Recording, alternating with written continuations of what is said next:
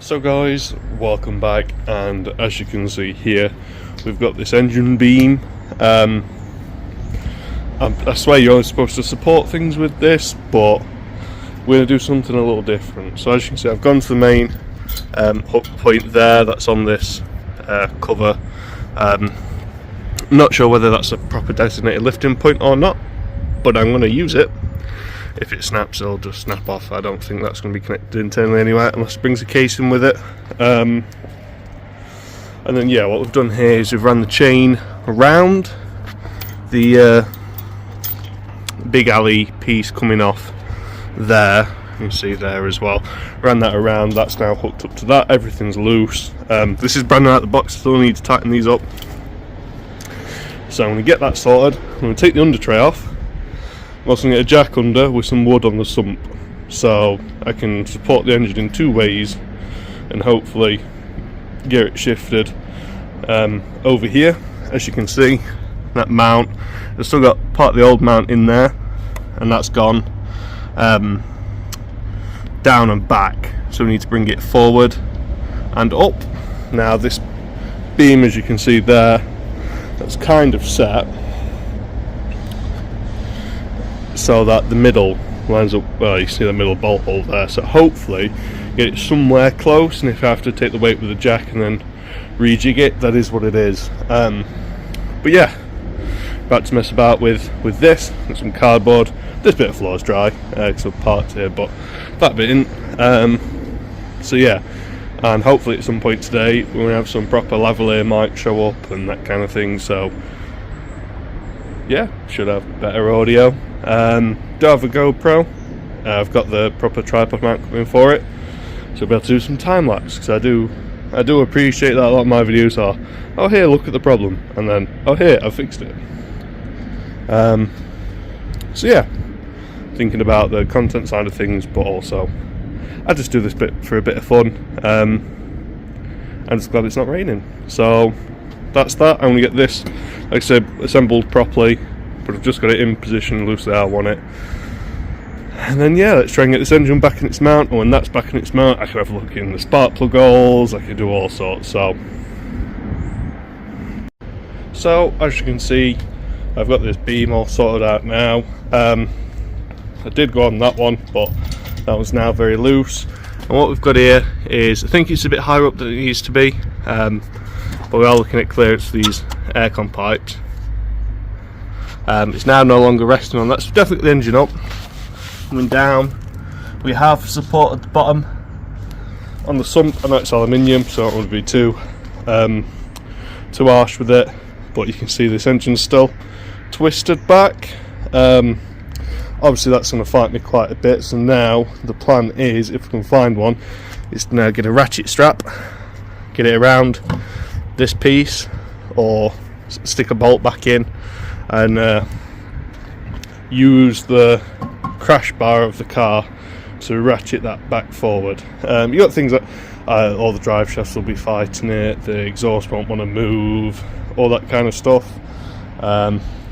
So yeah, let's see if we can do that. But yeah, this more than enough to lift the engine. Obviously it's still in the bay. Obviously taking it in and out, you're going to need a crane. I probably still could have done with a crane for this, because I'm going to be able to pull it. Hey ho, by the by, only 50 quid.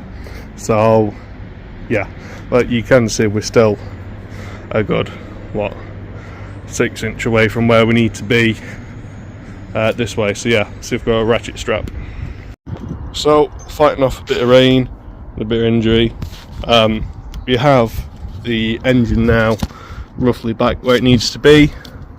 Again, this isn't completely lined up, but we're going there. I don't know if I've got it too far forward now, but I can always let a bit of tension off on those. But yeah, the Mark III Fabia coming in handy here.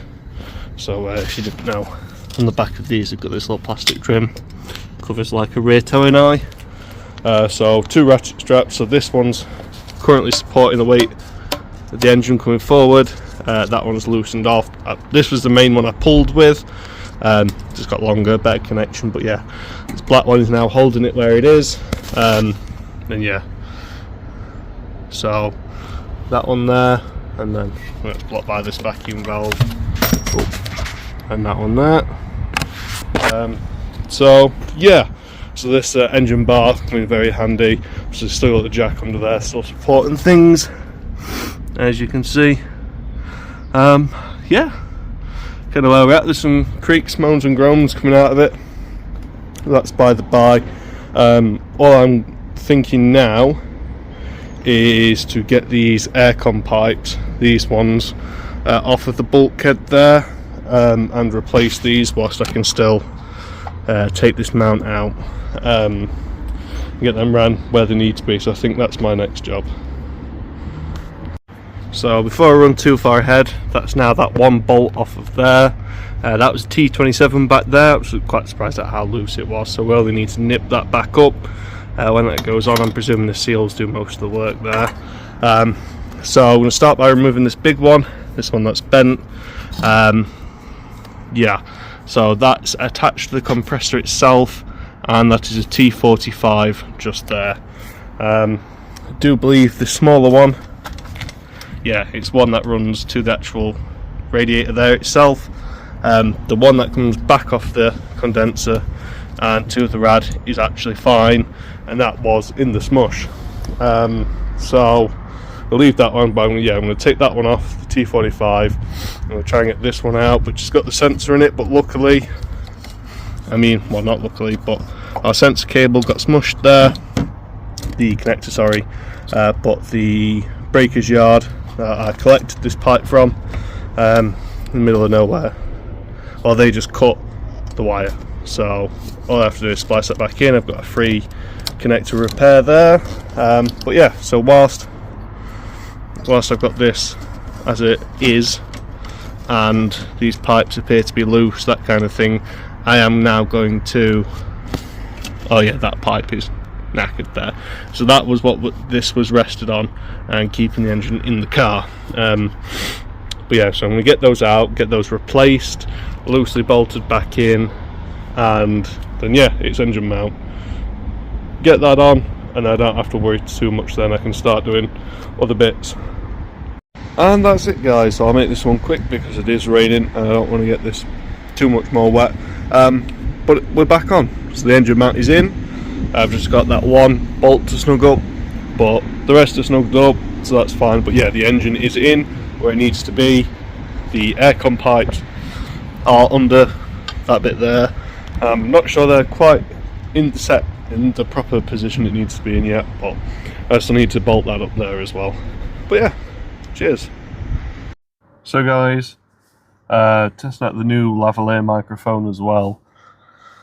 But yeah, so here we are, we're inside with a nice head torch on. So I've never had power to this vehicle. So today, that's what I'm going to have a look at. So I've got the key in my pocket. But coming out, it's just starting to rain again, which is really not good. So I'm going to reposition this. Put the bonnet back on, there we go. But this post was missing. There's no way to connect the positive terminal. So yeah, I've put a battery tester on this, it's showing a good 12 volts. So what I'm going to do, now that that's on, I'm going to stick that bonnet back on just so none of these socks get wet, plug in the holes for the intake and such. And then I'm going to throw the negative terminal on, and we'll have a look at some VCDS stuff. So I must admit, I mean, the lighting in here, shining down, shining in the back, obviously you're not going to see that very well on this with Super Steady from Samsung activated. We can see here we have 38,258 miles on the clock, which is fantastic. So what I'm going to do, I'm going to plug VCDS in, do an initial scan, and then I'll come back. So guys, I've not got the Super Steady on at the minute, so I do apologise, but I've just looked at stuff on VCDS. There's quite a lot of fault codes, but yeah, I had no idea that the R-Line had this. It's got light up door handles, and it's got the white trim going all the way through. That's pretty cool. Obviously got the floor lights and stuff, but yeah, that is that's mad. I don't think Mrs. is having this one.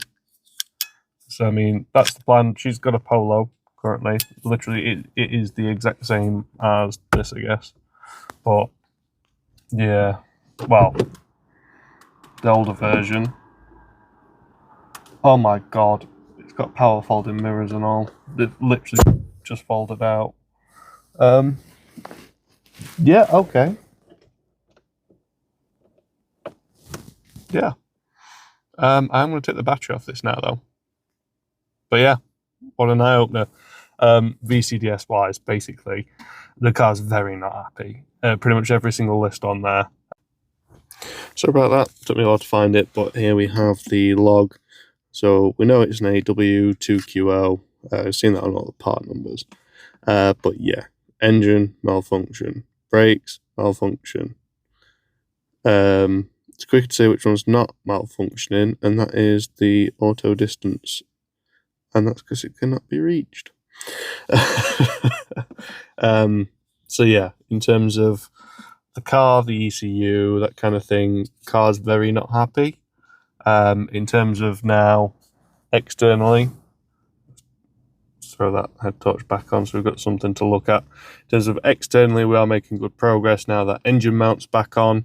I've just ordered some service bits like the brakes, going to do brakes all round, some spark plugs and air filter. It is going to want an oil change, but I'm tempted to take it into VW for that, purely to get the service history back from them on this car.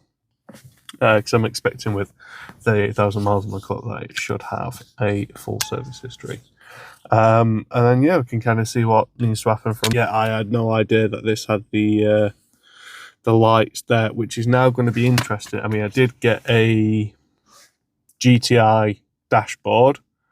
I'm just very much hoping that that's either separate to the dashboard or I can, if it hasn't got it, because that's pretty cool. That is very cool. Yeah, you learn something new. Yeah, like I say, this one plan is for the missus to have this one. I've upgraded the car for me. She wanted an R-Line. She loved this spec when we went to go look at them originally, but she just couldn't justify the extra money. Obviously, this is the facelift on what she went to look at, and yeah, I'll be driving this for a little bit, I think. But that's it for this video, guys. Thanks for watching, and yeah, I'll see you in the next one.